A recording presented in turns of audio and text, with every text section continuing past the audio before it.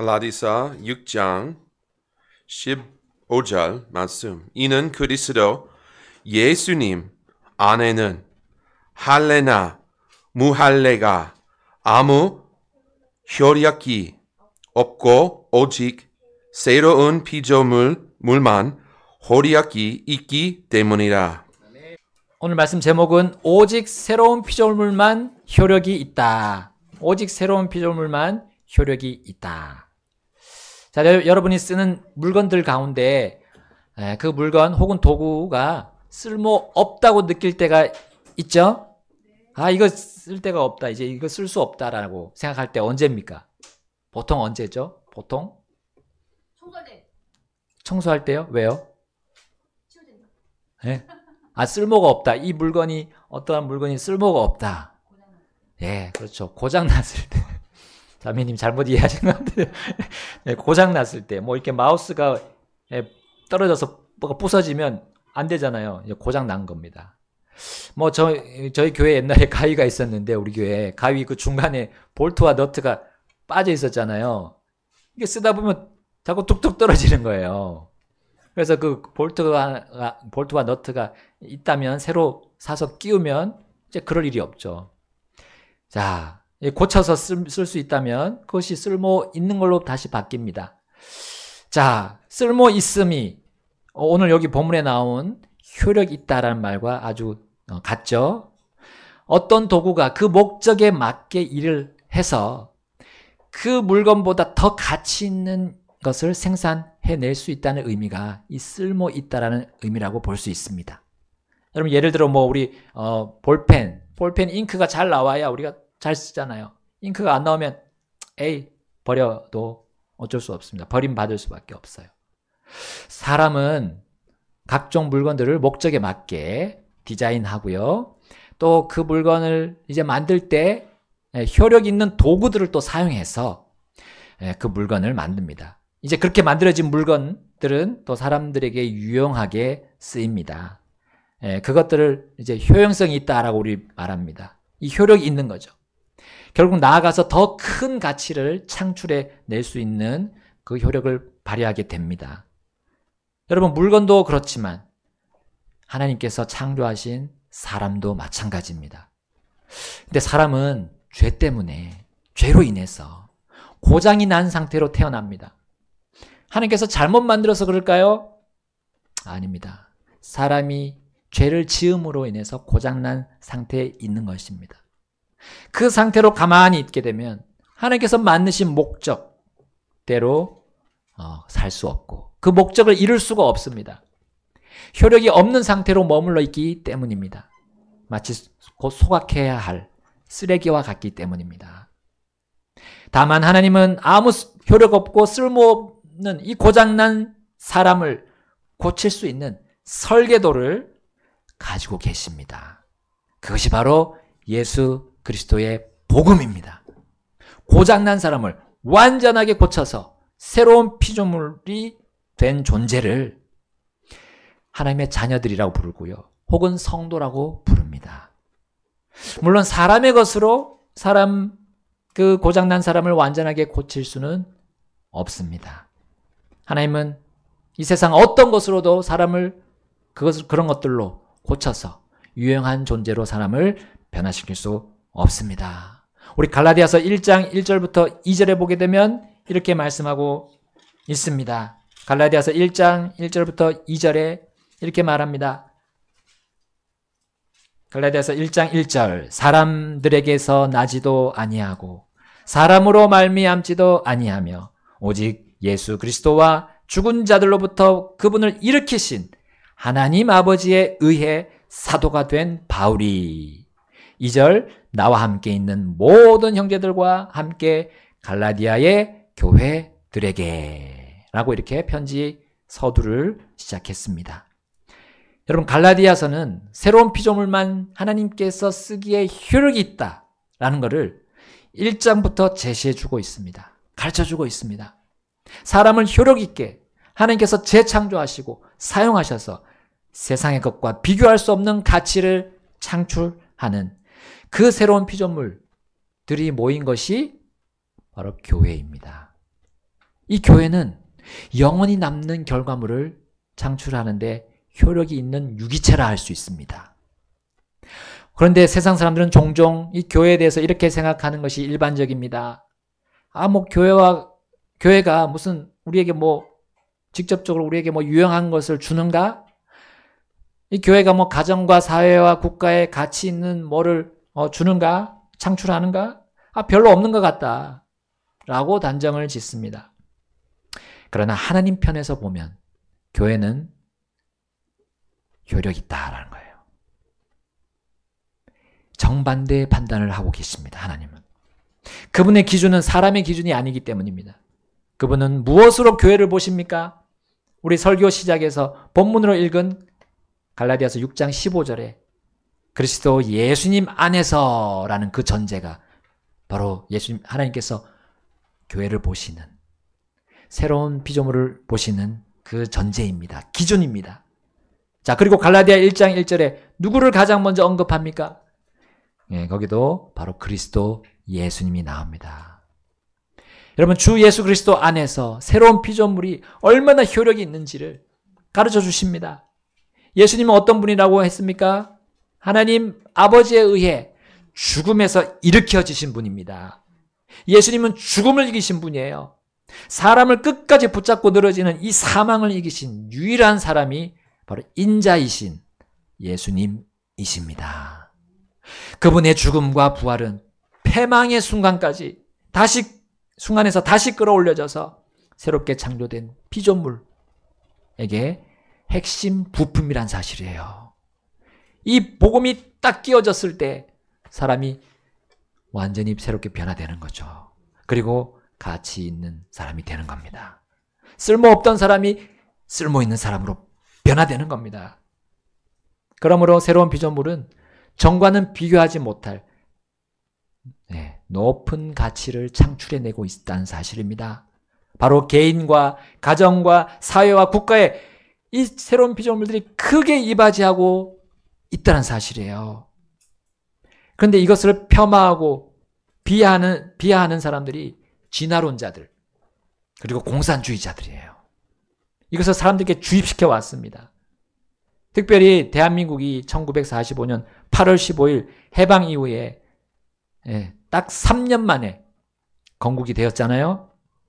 초대 대통령 이스만 대통령이 1948년 8월 15일에 자유민주주의를 건국 이념으로 세웠습니다. 그가 어디서 그걸 가져왔을까요? 마르크스주의입니까? 공산주의 이념입니까? 사회주의 이념입니까? 만약에 그랬다면 우리나라는 처음부터 분단될 필요가 없었습니다. 6.25 전쟁이 일어날 이유도 없었습니다. 피를 흘릴 필요도 없었어요. 동족 상잔의 아픔을 겪고 이산가족의 쓰라림을 겪을 이유도 없었습니다.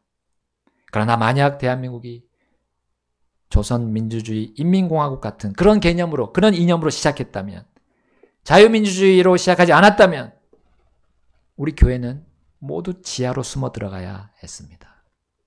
그리고 자유를 결코 얻지 못했을 겁니다. 일당 독재 체제에 순응하고 입도 뻥긋 못하는 가운데 살아야 했습니다. 자유로운 여행, 자유로운 이사 불가했습니다. 사유재산의 권리도 빼앗겨야 했습니다. 땅이나 집을 살 수 없는 존재들로 배급만 받고 살아야 했어요. 빌어먹는 삶을 계속 살아야 했습니다. 그 무엇보다도요, 우리 각자가 정말 구원받을 수 있었을까요? 구원의 복음을 들을 수 있는 기회를 우리는 정말 잡기 힘들었을 겁니다. 선교사들이 들어올 수 없었을 거예요. 제대로 들어올 수 없는 그런 환경이었을 겁니다.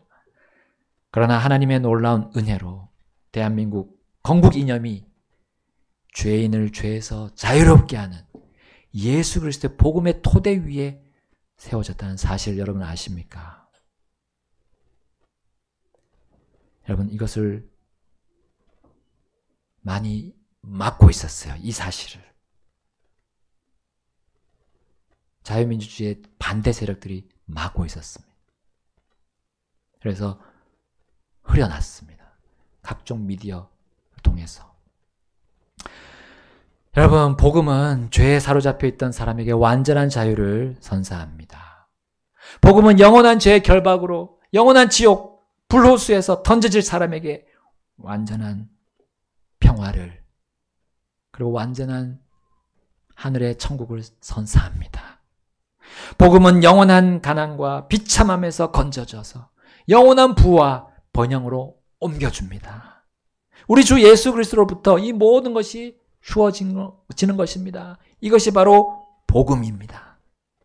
갈라디아서 1장 3절부터 5절에 이렇게 말씀합니다. 3절, 하나님 아버지와 우리 주 예수 그리스도로부터 은혜와 평강이 너에게 있을지니 그분께서 하나님 곧 우리 아버지의 뜻에 따라 이 악한 현 세상에서 우리를 건지시려고 우리의 죄들로 인하여 자신을 주셨느니라. 5절 같이 읽겠습니다. 그분께 영광이 영원토록 있기를 원하노라. 아멘. 여러분, 참다운 광복은 우리 성경으로 정의할 수 있습니다. 성경으로 완전하고 영원한 그 광복의 의미를 부여할 수 있습니다. 죄인에게 비추신 그 복음의 빛을 찾았다는 말이 여러분 진정한 광복 아닙니까? 그러므로 대한민국은 일제로부터 독립했을 때보다 저는 1948년 건국할 때 확실하고 참다운 광복을 했다고 믿습니다. 세상에 비치신 주 예수 그리스도의 그 참자유, 참평화, 참번영의 복음이 대한민국 건국 이념의 기초가 되었기 때문입니다. 이것은 미국의 건국 이념과도 일맥상통하죠. 그래서 우리 자유민주주의 국가가 공산주의 국가나 사회주의 국가의 모습과는 큰 차이를 보입니다. 자유와 평화와 번영의 모습이 어디에서 확실하게 드러납니까?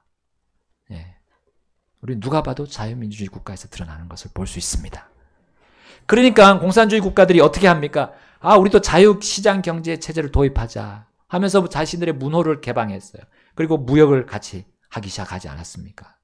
그리고 저 소련이 붕괴되고요.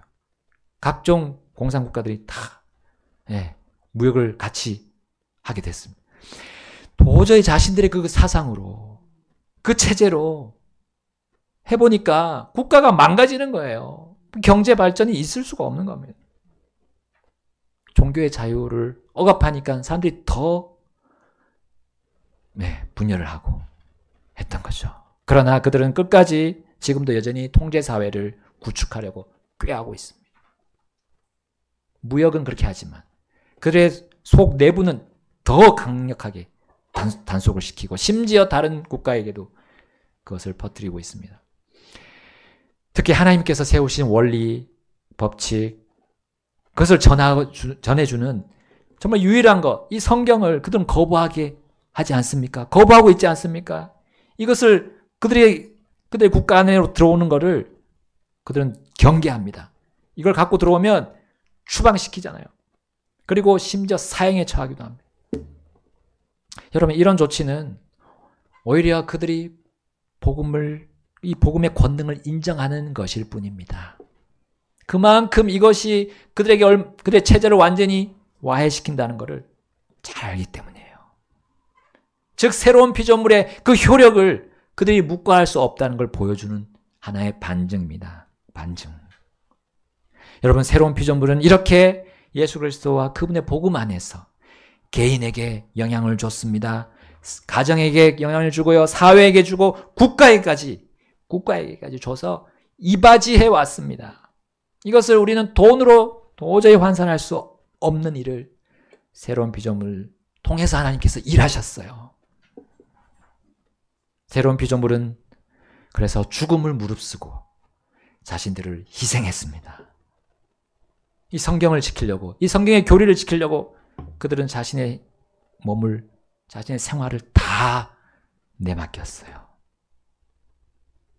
또한 복음의 가치인 이 자유와 평화와 번영을 위해서 여러분 일반 사람들까지도 이 올바른 가치에 순응하면서 자신들을 희생하지 않았나요? 심지어 믿지 않는 사람들. 이것이 바로 하나님이 주신 이 새로운 피조물의 효력입니다. 얼마나 큰 효과를 우리 대한민국뿐만 아니라 전 세계적으로 주고 있습니까? 자, 그런데 바울은 이 세상도 인정할 수밖에 없는 이 효력 있는 새로운 피조물들에게 이렇게 훈계했습니다. 오늘 본문에 이어지는 그 갈라디아 교회들에게 훈계하는 장면을 보십시오. 1장 6절에서 7절입니다. 갈라디아서 1장 6절에서 7절. 제가 6절을 읽고요. 7절 함께 읽겠습니다. 6절 그리스도의 은혜 안으로 너희를 부르신 분을 너희가 이렇게 속히 떠나 다른 복음으로 옮겨가는 것을 내가 이상히 여기노라. 함께 읽겠습니다. 그것은 또 다른 참 복음이 아니며 다만 너희를 어지럽히는 어떤 자들이 있어 그들이 그리스도의 복음을 왜곡하려 하는도다. 여러분, 새로운 피조물은 자신의 힘과 노력으로 효력 있는 존재가 될 수 없습니다. 오직 그리스도의 은혜, 그 복음을 장착함으로, 그리고 그래서 새롭게 되었고 효력 있게 되었습니다. 쓸모 있는 자가 된 거예요. 그러나 이것을 망각한 채 그들이 속히 이 복음의 권능을 거부하기 시작한 겁니다. 예수 그리스도의 그 참 복음이 아닌 다른 복음으로 그들이 옮겨가기 시작했어요. 심지어 그리스도의 복음을 왜곡하는 자들도 생겨났습니다. 이것은 엄청나게 큰 위기에 빠진 것이죠. 왜냐하면 그들이 지금까지 누려온 그 참 자유, 참 평화, 참 번영, 부요함, 그거를 잃을 수 있는 처지에 있었기 때문입니다. 복이 아닌 저주를 당할 위기에 처해 있었기 때문입니다. 그래서 바울은 안 되겠다. 편지를 쓴 거예요. 자, 바울은 이어지는 두 구절에서 예수 그리스도의 복음을 떠나는 저주에 대해서 두 번이나 강조했습니다. 8절, 9절 보겠습니다. 8절. 그러나 우리나 또는 하늘로부터 온 천사라도 우리가 너희에게 선포한 것 외에 어떤 다른 복음을 너희에게 선포하면 그는 저주를 받을지어다. 9절 함께 읽겠습니다. 우리가 전에 말한 것 같이 내가 지금 그렇게 다시 말하노니 만일 어떤 사람이든지 너희가 받은 것 외에 어떤 다른 복음을 너희에게 선포하면 그는 저주를 받을지어다. 아멘. 다른 복음, 이것은 거짓 복음이라고 할 수 있고 왜곡된 복음이라고 할 수 있습니다. 자, 이것은 무엇일까요? 사도 바울과 이 사도들이 선포하지 않은 복음이다 했어요. 그들이 받아들인 이 사도 바울과 사도들이 전한 복음 외에 다른 복음이다 했어요. 자, 그 거짓 복음은 이 10절에 의하면 하나님을 설득하며 하나님을 기쁘게 하는 복음이 아닌 사람을 설득해서 사람을 기쁘게 하는 복음이다 라고 볼 수 있어요. 자, 또 11절에 의하면 사람을 따라 난 복음이다 했어요. 하나님을 따라 난 복음이 아니라 사람을 따라 난 복음이다. 12절에 의하면요, 사람에게서 받은 복음이며 사람에게서 배운 복음인 거죠. 자, 13절에서 14절에 보면 바로 이 다른 복음, 이 거짓 복음, 이 왜곡된 복음의 한 가지 예가 나옵니다. 바울이 예를 들었어요. 그것이 바로 유대인들의 종교, 유대교라고 할 수 있습니다.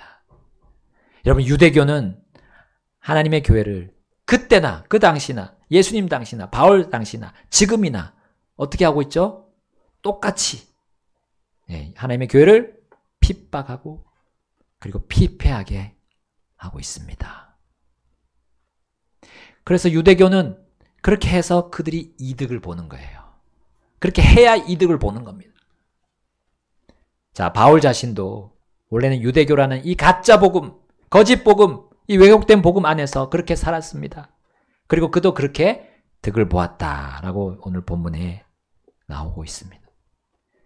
자, 근데 그가 또 교회를 핍박하기 위해서 다마스커스로 가는 길에 어떤 일이 벌어집니까? 바로 그가 핍박하는 예수 그리스도를 만나게 됐어요. 빛 가운데 너무 환한 빛이기 때문에 그가 눈을 잃어버렸습니다. 눈 시력을 잃어버렸습니다. 근데 그가 예수님을 만나 뵙고 이제 그분께 완전히 사로잡힙니다. 그리고 정과는 반대의 삶으로 나아갑니다. 그가 이제 회심했어요. 그가 핍박하는 그 예수님이 진짜 내가 기다리던 그 메시아였구나. 내가 심지어 핍박한 그 예수님이시구나. 그 예수님이 나의 구원자시구나. 구주이시구나 하고 받아들였을 때 그가 반대의 삶으로 간 겁니다. 자, 1장 15절부터 17절 읽겠습니다. 15절. 그러나 내 어머니의 태에서부터 나를 구별하시고 그분의 은혜로 나를 부르신 하나님께서 16절에 내 안에 자신의 아들을 계시하사, 예수님이죠. 자신의 아들 예수님 계시하사 내가 그분의 아들을 이 교도들 중에 선포하는 것을 기뻐하실 때에 내가 즉시 혈육과 의논하지 아니하였고 17절 함께 읽겠습니다. 나보다 먼저 사도가 된 자들을 만나려고 예루살렘에 올라가지도 아니하였으며 오직 아라비아로 들어갔다가 다시 다마스쿠스로 되돌아갔노라. 자, 이 구절들에 의하면 다른 복음인 유대교의 그 필수 부품이 하나 우리 볼 수가 있습니다.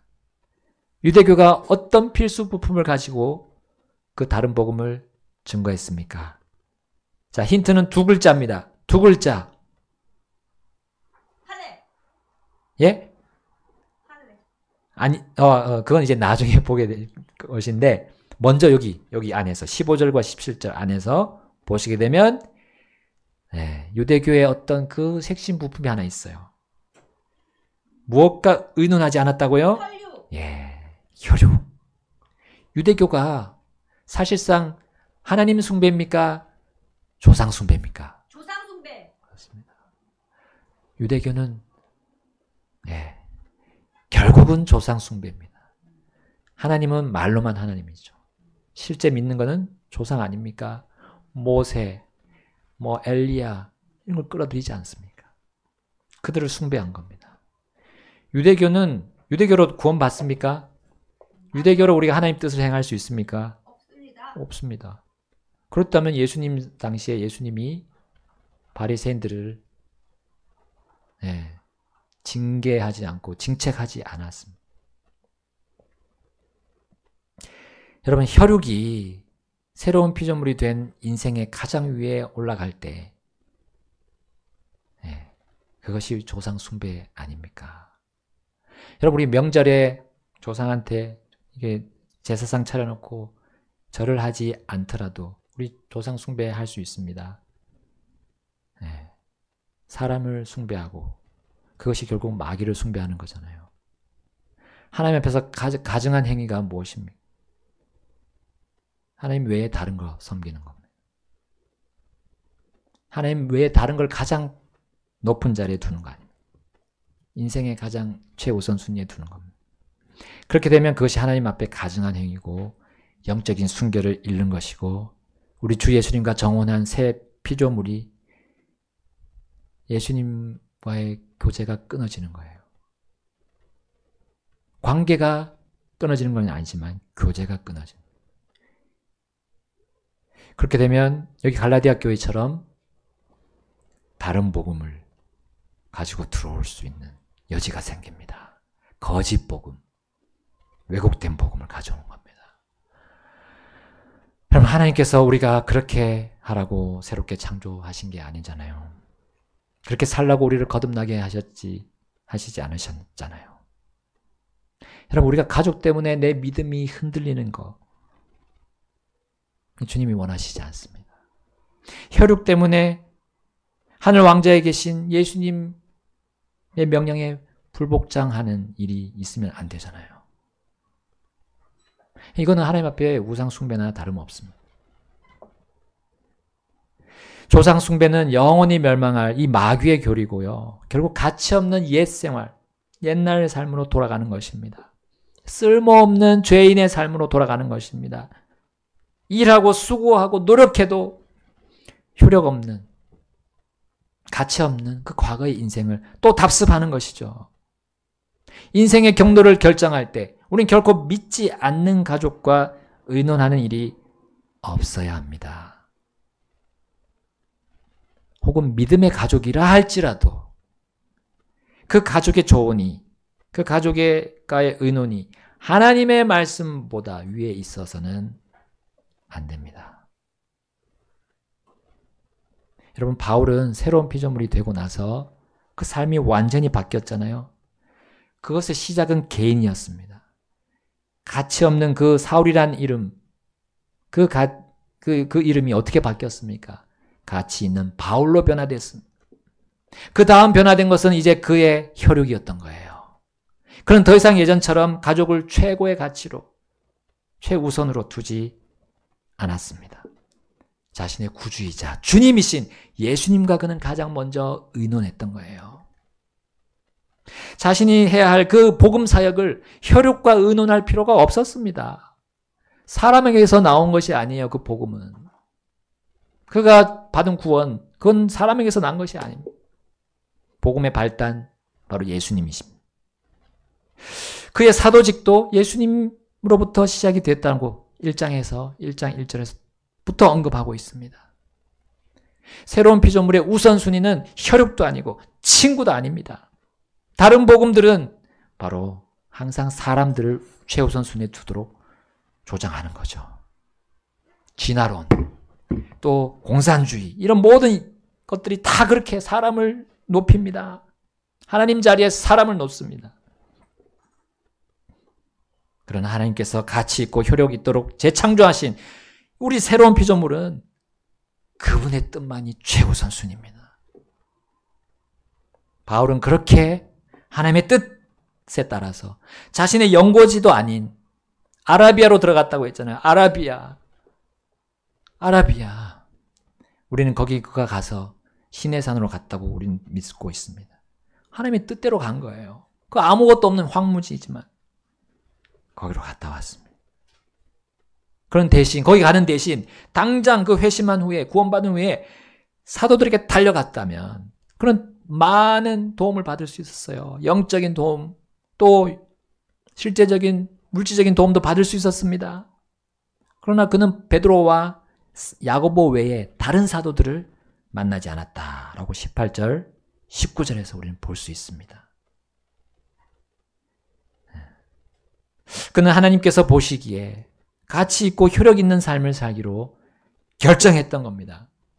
곧 주 예수 그리스도 안에서 말하고 행동하기로 결단한 겁니다. 예수님이 가신 길을 뒤따르는 그런 자신의 새로운 인생이기를 갈망했어요.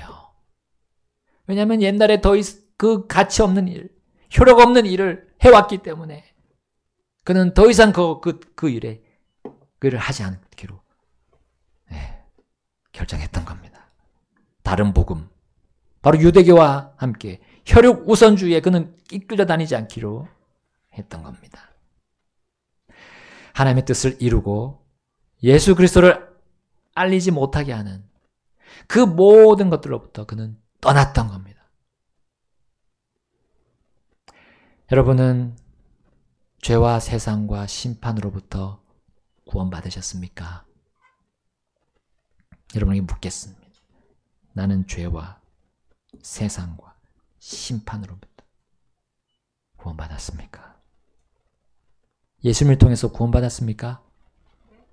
예, 언제 어디서든 죽더라도 난 주님 품에 안길 걸 확신하십니까? 거듭나셨습니까? 새로운 피조물이 되셨습니까? 그렇다면 예수 그리스도 안에서 효력 있고 가치 있는 그 새로운 본성을 부여받았습니다. 그것으로 더 이상 예전과 같은 악하고 비참한 삶을 살지 않을 수 있게 된 겁니다. 그것으로 내가 완전하고 확실하며 깨끗한 이 하나님의 말씀으로 살 수 있게 된 거예요. 그러나 나의 그 옛사람, 육신, 내 안에 있는 그 옛날 본성, 그것으로는 결코 살 수 없습니다. 그것으로는 내가 결코 효력 있는 삶을 살 수 없고 쓸모 있는 사람이 될 수가 없어요. 그것을 선택하지 않기를 바랍니다. 그것이 바로 다른 복음을 붙잡아서 내 삶 안으로 끌어들이는 것이에요. 그러나 새로운 피조물, 그 새로운 본성은 그 반대로 가는 겁니다. 오직 하나님의 뜻대로. 하나님의 완전한 그 의를 이룰 수 있는 효력이 있습니다. 영원히 남는 일을 성취할 수 있는 효력이 있습니다. 우리의 몸뿐만 아니라요. 우리의 혼과 영의 건강조차도 이 새로운 피조물을 통해서 유지하고 이룰 수 있습니다. 여러분, 이러한 축복으로 우리는 심지어 주님보다, 우리 주 예수님보다 더 큰 일도 할 수 있습니다. 왜냐하면 예수님께서 그렇게 말씀하셨기 때문입니다. 요한복음 14장 12절에 이렇게 말씀합니다. 함께 읽어보겠습니다. 요한복음 14장 12절 시작. 진실로 진실로 내가 너희에게 이르노니 나를 믿는 자는 내가 행하는 그 일들을 그도 할 것이요 또 이것들보다 더 큰 일들도 하리니 이는 내가 내 아버지께로 가기 때문이라. 아멘. 여러분, 자신을 믿고 새로운 피조물이 된 자들을 향해서 예수님은 이렇게 말씀하셨습니다. 예수님께서 아버지께로 승천하여 올라가신 이유, 그 이유는 바로 여기 하나, 그 이유 중에 하나가 여기 있습니다. 우리가 그분보다 더 큰 일들도 할 수 있다는 걸 증명해 주시기 위함입니다.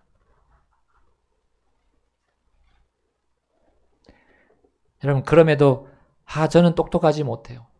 저는 힘이 없어요. 저는 시간이 부족해요. 저는 재능이 없어요. 저는 부끄러움 많이 타요. 저는 내성적이에요. 라고 한다면 이거는 변명입니다. 핑계입니다. 왜냐하면 주님이 정하신 복음의 권능의 한계를 거부하는 것이기 때문이에요. 주님이 정하신 이 새로운 피조물이 효력이 있다는 말을 믿지 않기 때문입니다. 이것은 그 말은 겸손을 가장한 교만입니다. 주님의 말씀을 믿지 않는 것은 그렇게 나아갈 수밖에 없어요. 교만으로 나갑니다. 불신은 교만을 낳고 교만은 결국 불순종하게 됩니다. 그러면 다른 복음을 끌어들이는 겁니다. 하나님의 권능에 제한을 둔다는 거. 이것으로 인해서 교회가 지금까지 잘 시작했다가 나중에 변질된 거예요. 교회가 변질되는 이유가 바로 이 불신으로부터 시작합니다. 하나님의 말씀을 믿지 않는 거예요. 100% 받아들이지 않는 겁니다. 의심 하나를 가지고 가서 이 세상에 있는 체계들을 가지고 사상을 가지고 교회 안으로 들어오는 겁니다. 그래서 교회가 다 변질됐습니다. 그래서 로마 가톨릭이 생기고 로마 가톨릭에서 개혁에서 나왔지만 그 교단교회들도 또 변질돼서 심지어 우리 침례교회 안에서도 변질이 돼서 이단들이 나와서 왜 그렇겠습니까? 주님이 주신 그 단 한 번 전달된 믿음과 복음의 의심을 가는 거예요. 이거 제대로 이거 계속 해서 뭐가 보이게 뭐가 할까? 사람들이 많이 끌어들일 수 있을까? 이렇게 생각하는 거예요. 주님 말씀하셨죠. 2-3 사람이 내 이름으로 있으면 나는 거기 있을게. 여러분, 루시퍼가 어떻게 범죄했습니까? 하나님의 말씀에 대한 불신, 하나님의 권능에 대해서 불신했어요. 그래서 그가 교만하게 됐어요. 그리고 불순종하게 됐고 결국 타락해서 그 효력 있는 이름, 그 아름다운 이름을 루시퍼가 다 잃어버렸습니다. 이제 루시퍼는 루시퍼라 불릴 수 없어요. 사탄이요 마귀입니다. 옛 뱀, 용, 짐승이라고 또 이제 불리게 될 것입니다. 여러분, 우리 새로운 피조물들이 이 귀한 이름을 가지고 있어요. 하나님의 자녀, 하나님의 아들이라는 이름을 가지고 있습니다. 근데 이 이름이 끝까지 하늘에 가서도 끝까지 진행되려면 오늘의 이 훈계를, 주님이 주시는 이 훈계를 들어야 됩니다. 바울은 갈라디아 교회들에게 이렇게 훈계를 이어갑니다. 1장 20절입니다. 함께 읽어보겠습니다. 이제 내가 너희에게 쓰는 것들은 보라, 하나님 앞에서 내가 거짓말하는 것이 아니니라. 다른 복음은 거짓말하게 되어 있습니다. 불신하고 교만하여 불순종하는 사람들은 거짓말하면서 산다는 것을 또 이 말씀으로 보여주고 있습니다. 참 신기한 일은 이 거짓말쟁이들이 대부분 거짓말할 때 난 거짓말하지 않는다라고 말하지 않아요. 그냥 또 한편으로 그냥 얼버무립니다.